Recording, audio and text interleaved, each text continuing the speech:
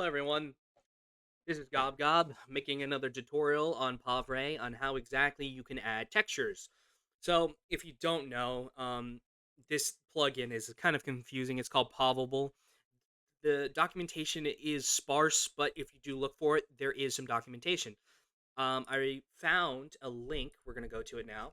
Uh, if you go here, and I'll put this in the description, it gives you this old video. It's a little outdated. I would just follow along what I'm doing.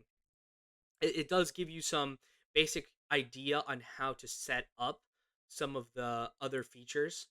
So I'm guessing what this post was originally was this guy here, Renderer 64.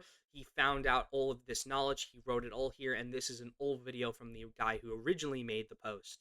But it's an outdated video, and this is more of an updated version, considering it's from 2024, on how exactly you use this with more later versions of Blender. I'm currently using 3.6. You can use whatever version you want. I haven't seen any differences between later versions or older versions. I just prefer 3.6. It's my favorite. Uh, it does say here that he tried using it, but he says it's only compatible with 3.7. I don't see why that would be the case. It works totally fine for me.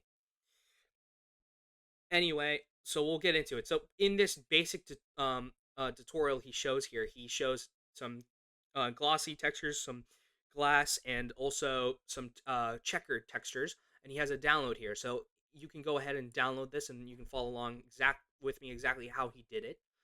So we're just gonna open up, and this is basically the tutorial he has. I have some things are changed on my side just because I was messing around with it, but we're basically it's very simple. The layout you have over here, your text editor, and your text editor is simply the middleman basically for this extension, because when you use Pov-ray, you code everything. So if you want wood, if you want marble, if you want glass, water, whatever you want, you have to actually write it out. And when you use Blender and you just go here and you just make a new material and you go new, and then you go here at images and you import it PNG, Pov-ray doesn't understand any of that. It doesn't understand any of that format. So if you just go here and you simply put in a texture or whatever, it's not going to work. So what you need to do is you have to give a code.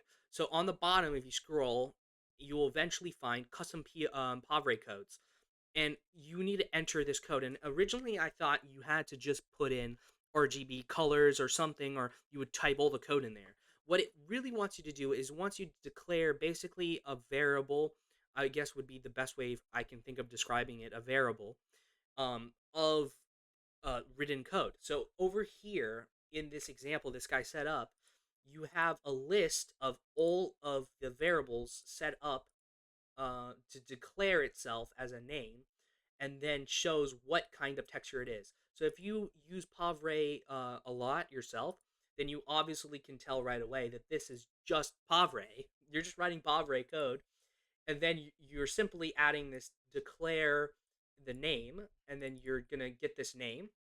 So this here right here is the texture of a checkers. So if you go here, I have a wood one currently. We can switch it. You can switch wood to checkered. And then if we render this, the floor is all going to be checkers.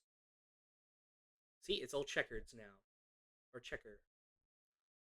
So now it's like, okay, I'm a person who doesn't use Pov-ray all the time. What do I do? How do I know what I can do? Well, there's a new tool in our new world here that you can use called ChatGPT. So simply, this is what I would do. You first go to get this to work correctly. You want to copy one of these textures. Copy this, for instance. We're going to do a new chat just to show you how this is done. You're going to go to ChatGPT, make a new chat, and you're going to copy this. And you're going to say, make me a version of this for marble in Pov Ray. And then it's going to see what you put, and it'll be like, okay, I got it. It wants you to declare, and it has the texture. and then it's going to write up your code. And I'm going to skip this because that doesn't do anything. Come on, skip, and here we go.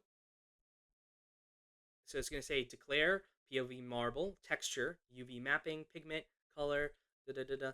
And most of the time, I've realized that these aren't, what do you call, like the grain isn't tight enough. So you can say something like, make the grain tighter. This would, can I stop you? There you go. Make the grain tighter. I would just do this ahead of time because when you're using a larger surface, it's just like UV mapping, but there's no UV mapping. So the best way you can make something UV map correctly in Pov-ray is by making the texture itself tighter than making the actual polygon larger or smaller, if that makes sense. So this here should work. Hopefully it understood what I was saying.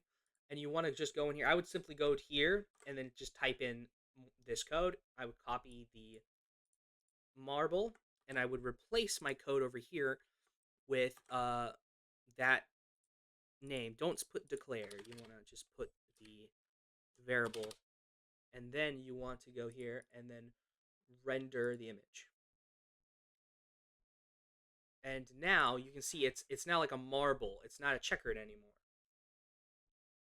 Now that grain is a little too tight, so we can simply just go to AI and let's actually just go and use this one and see if that one was better, because maybe I was wrong and it was just fine.